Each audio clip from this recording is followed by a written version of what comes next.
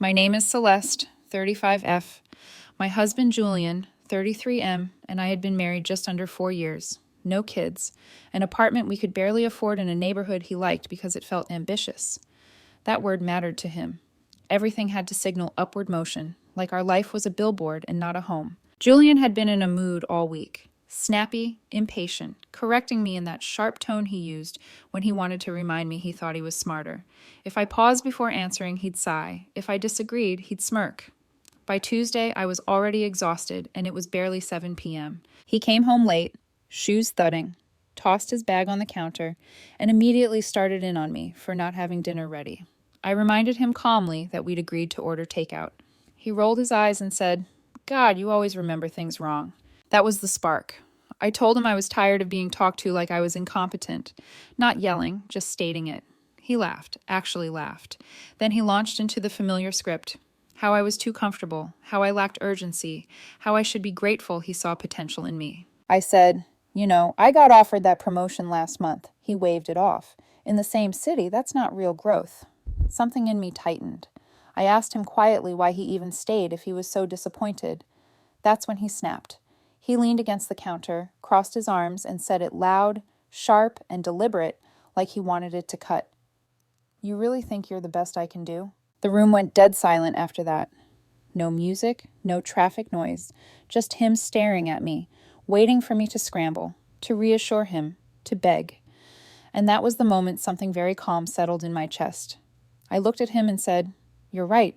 He blinked, confused, smiled like he thought he'd won. He had no idea that was the last thing I was ever going to say as his wife. He stared at me like I'd spoken in the wrong language. There was this half second where he clearly expected a follow-up, an apology, a scramble, something like, "I didn't mean it like that," or "I'll do better." Instead, I just stood there weirdly calm, hands at my sides. Julian scoffed and shook his head.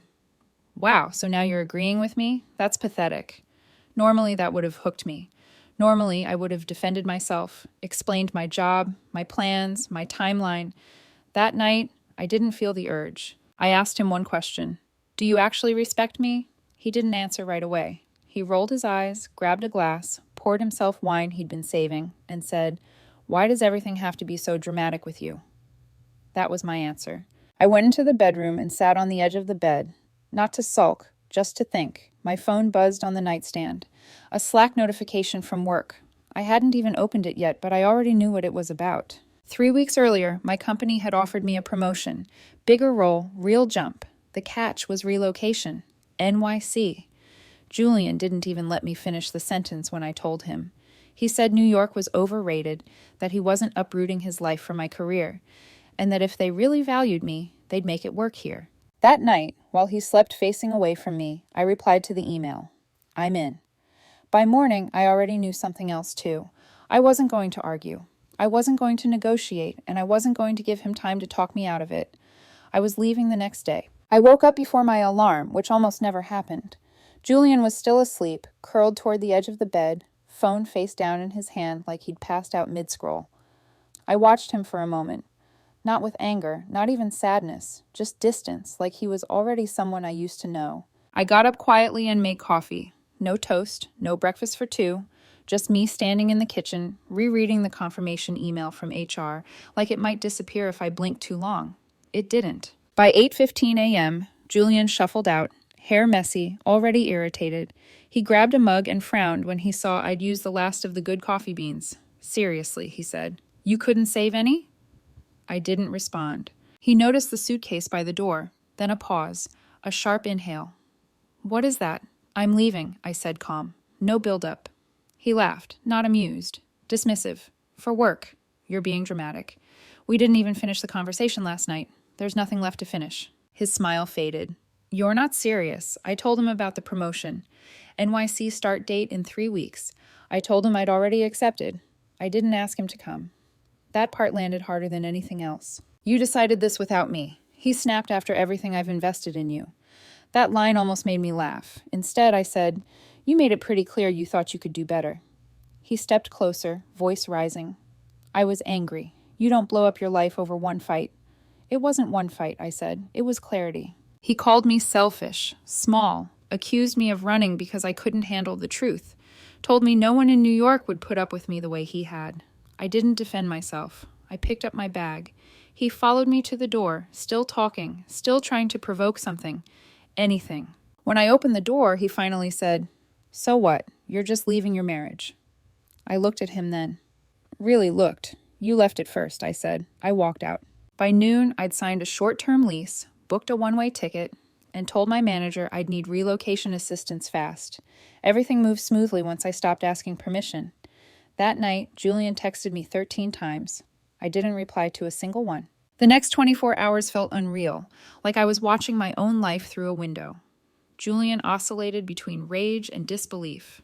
His texts came in waves, angry paragraphs followed by half apologies, followed by threats disguised as concern. "You're throwing everything away. You'll regret this. You can't survive out there without me."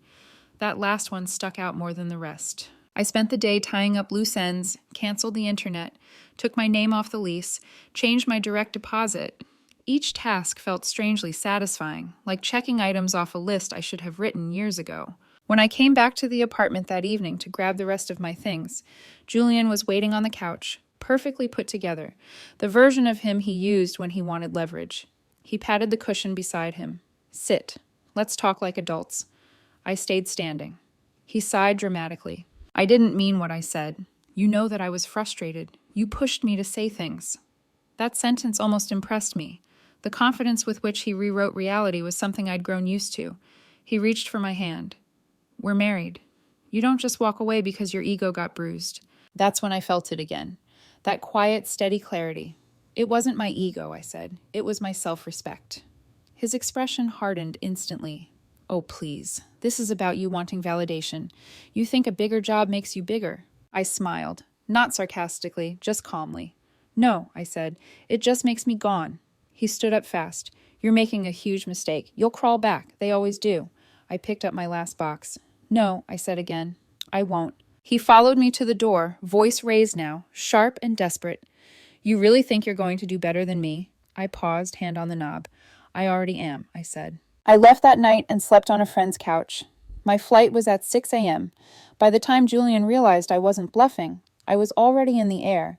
Phone off, marriage behind me, and a version of myself he never thought I'd choose. New York hit me like cold water to the face, in a good way.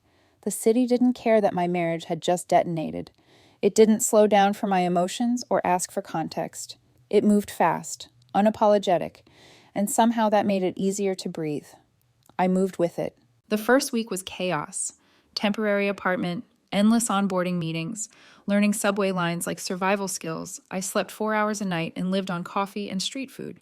And somehow, despite the exhaustion, I felt lighter than I had in years. Not happy yet, but unburdened. Julian tried again on day 3.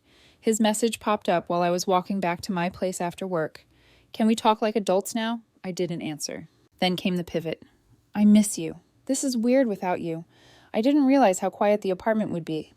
That one almost worked. Almost. But then he followed it with, "You didn't have to embarrass me like this." There it was. Not I hurt you. Not I crossed a line. Just how it made him look. That's when I blocked his number. Work consumed me after that. The role was bigger than anything I'd done before.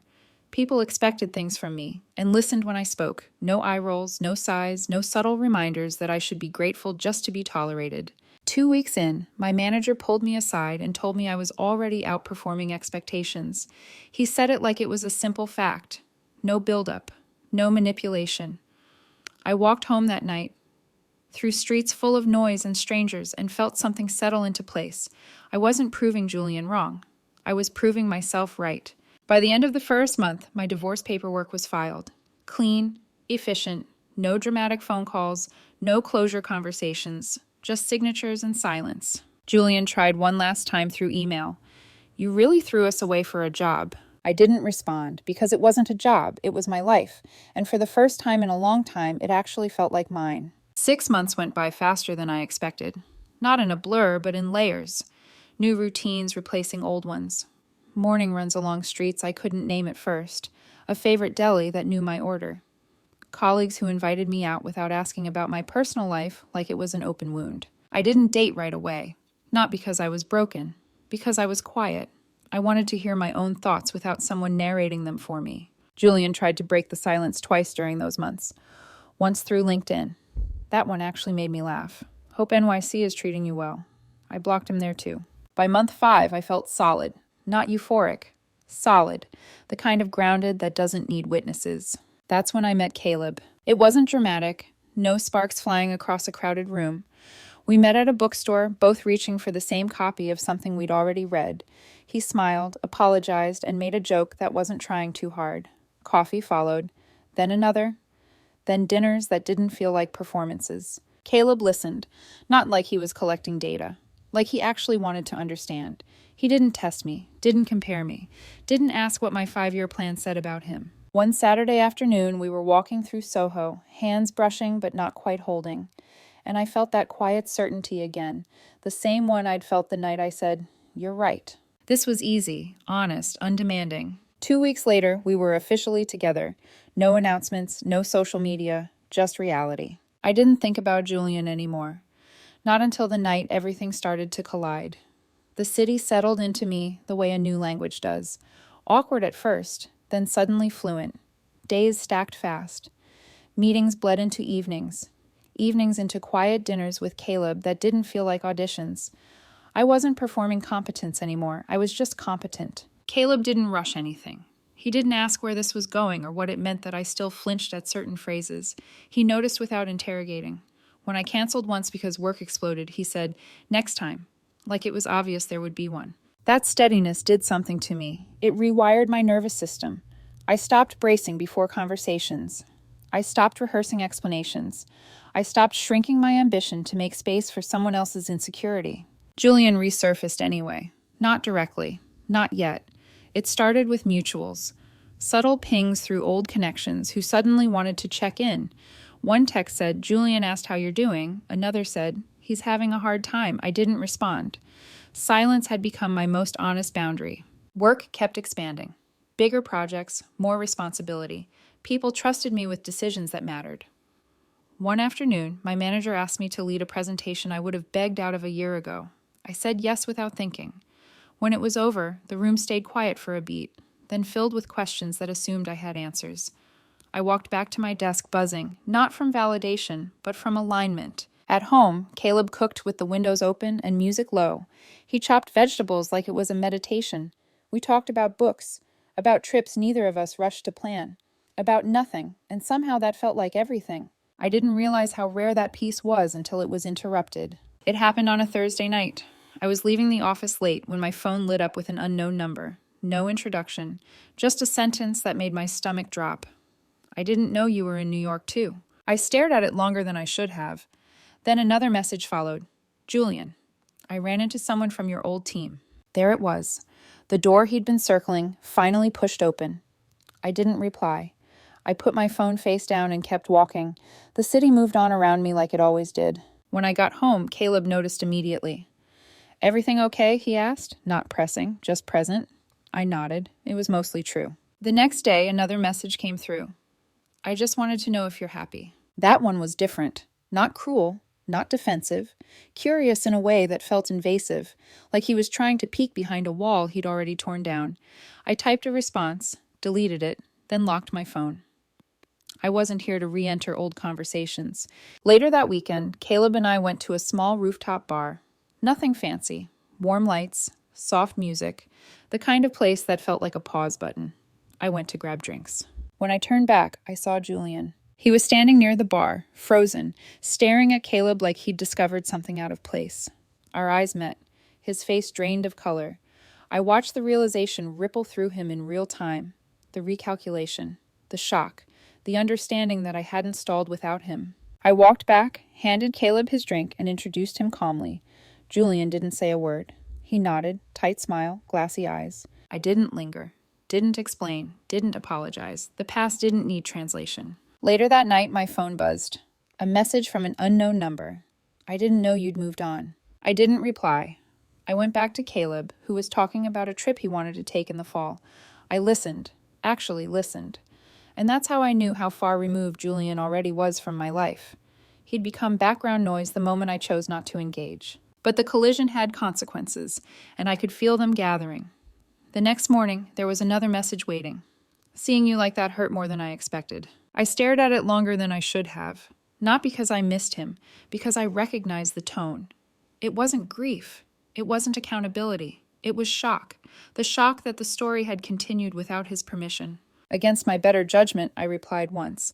I didn't stay frozen where you left me. The dots appeared, disappeared, reappeared. I didn't think you'd actually leave, he wrote. I thought you just needed space. I thought you'd cool off and come back. There it was. The assumption that I was an extension of his timeline, not a person with one of my own. He followed it quickly with another line. She doesn't know you like I do. That almost worked on an older version of me. Almost. I typed back one sentence. That's the point. I didn't hear from him for a week after that. And in that silence, something else surfaced. Not from Julian. From the edges of my new life. It started small. Caleb's phone lighting up late at night. A name he didn't mention. He never hid it, never angled the screen away, but I noticed the pause before he answered. The way his shoulders tensed, just slightly. One evening, while we were cooking, he said it casually, like he didn't want to give it more weight than necessary. My ex-girlfriend reached out again. She heard I was seeing someone. I didn't ask questions right away. I didn't need to. I knew the type. Everyone does.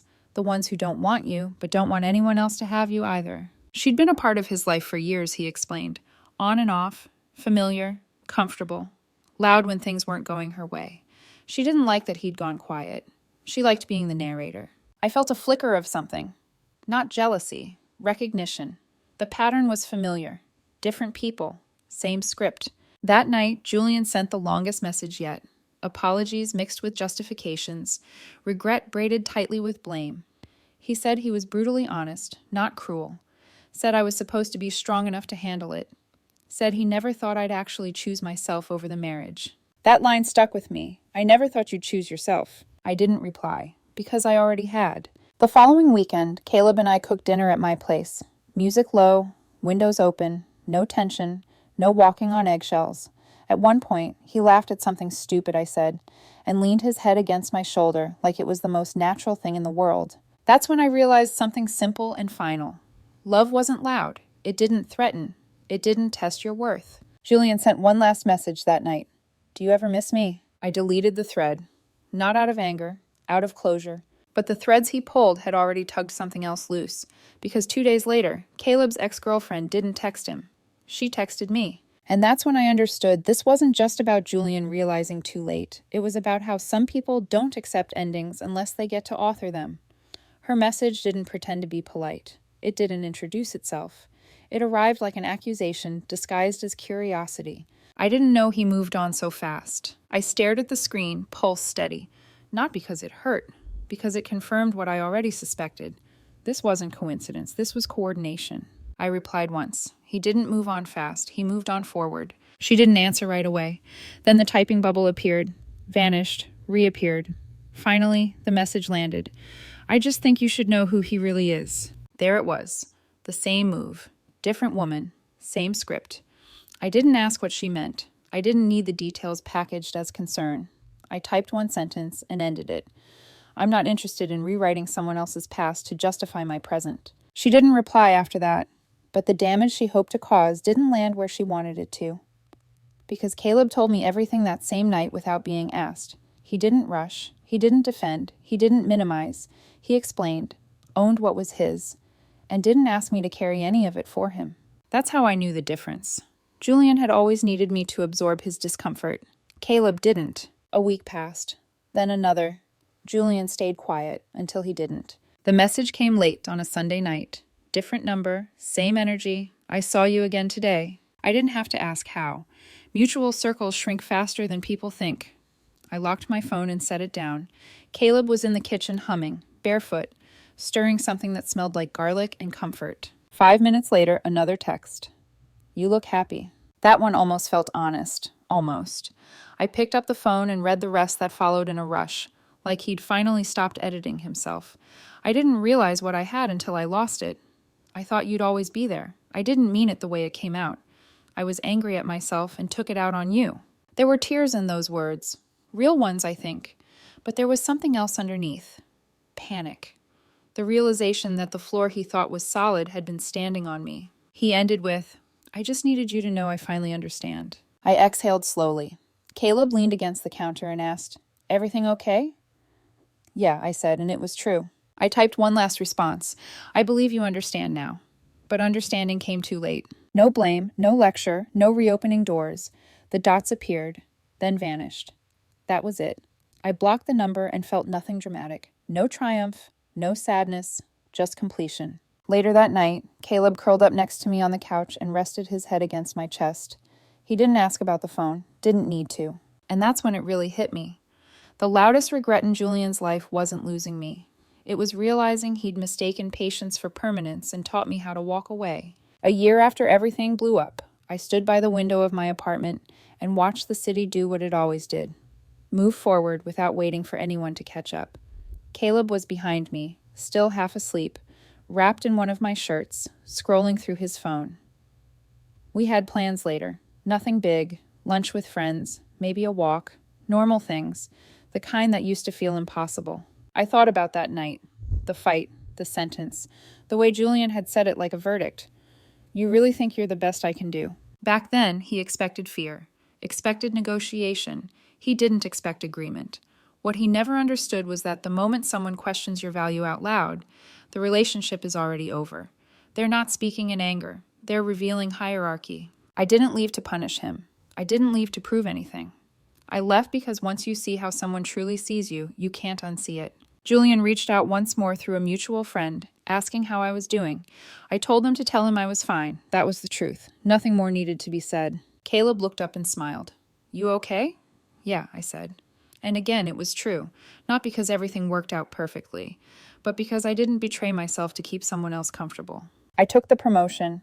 I left the next day. I rebuilt my life without announcing it. And when he finally saw me with someone new, happy, unbothered, that's when reality landed. Not as revenge, not as justice, just consequence. Sometimes the most powerful response isn't anger, it's agreement and walking away.